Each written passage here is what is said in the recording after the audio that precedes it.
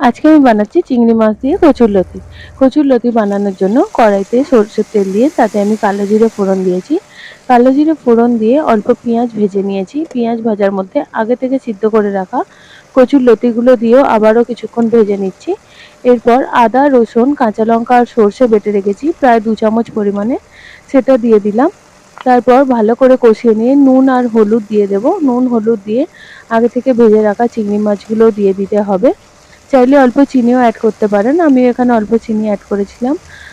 আর একটা ছোট্ট tips but খুব ইম্পর্টেন্ট, যে এখানে অল্প পরিমাণ লেবু কষানোর সময় আমি দিয়েছি আর কিছুটা কচুরলতি সিদ্ধ সময়তেও দিয়েছি।